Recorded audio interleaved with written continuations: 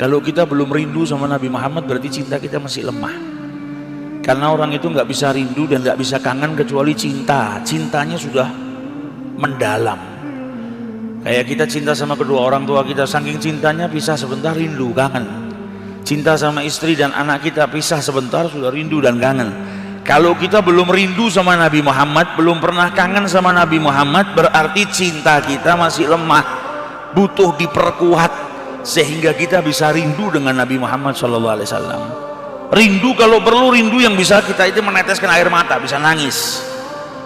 Kayak kalau kita punya kekasih, kita punya orang yang kita cintai, kadang kita itu rindu sama orang tua kita sampai kita nangis. Kadang ada seorang anak yang sudah ditinggal wafat oleh ayahnya atau ibunya, saking rindunya kepada bapak sama ibunya, meneteskan air mata. Nah, kita butuh rindu yang seperti itu kepada Rasulullah. Karena kita ini yang hidup 1400 tahun setelah wafatnya Nabi Muhammad, dirindukan oleh Nabi Muhammad SAW.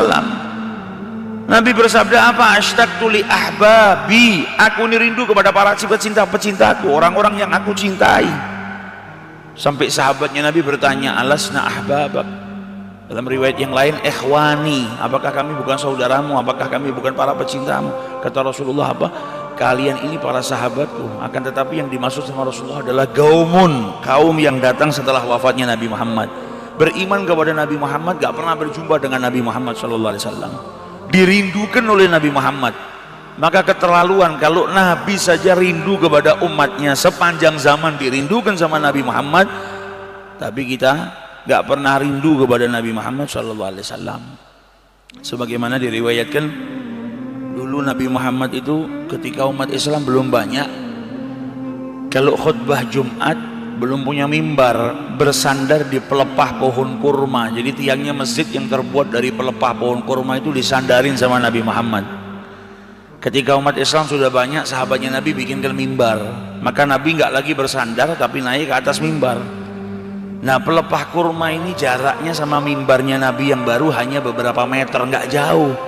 Tapi karena sudah nggak ditempelin dengan Nabi Muhammad SAW, ini pelepah kurma nangis. Tangisannya didengar satu masjid. Para sahabatnya Nabi semua mendengarkan haninul jid, tangisan kerinduan daripada batang kurma atau pelepah pohon, benda yang mati. Nangis rindu dengan Nabi Muhammad SAW. Dan Nabi ketika khutbah berhenti dari khutbahnya, turun. Ini pelepah kurma disentuh, dipegang sama Nabi Muhammad, didiamkan seperti seorang anak yang nangis, kemudian didiamkan oleh ibunya. Kata para sahabat, suaranya sedikit demi sedikit hilang, sampai akhirnya pelepah kurma itu diam, tidak lagi menangis. Dan masih ditawarin sama Nabi Muhammad, apakah kau mau aku kembalikan ke tempat asalmu, aku tancapkan kau di tempat asalmu sehingga engkau bisa berbuah, atau aku tanam di surganya Allah Subhanahu wa Ta'ala dan buahmu bisa dinikmatin oleh penduduk surga. Maka pelepah pohon kurma tadi memilih untuk ditanamkan di surganya Allah Subhanahu wa Ta'ala. Bayangkan kalau pohon, batang pohon saja nangis karena rindu kepada Nabi Muhammad, Nabi turun disamperin, didatengin, kemudian diajak untuk masuk ke dalam surganya Allah. Masa kita umatnya yang nangis rindu kepada Nabi Muhammad SAW nggak ditolong sama Nabi, nggak digubris sama Nabi? Mustahil. Siapapun insya Allah yang rindu kepada Nabi Muhammad sampai meneteskan air mata, kerinduan yang hakiki, rindu dengan dasar cinta, maka kerinduannya insya Allah akan menjadikan dirinya kelak di yaumil qiyamah didatangi oleh Rasul SAW dan mendapatkan syafaat daripada Rasulullah SAW. Amin ya rabbal alamin. Maka dari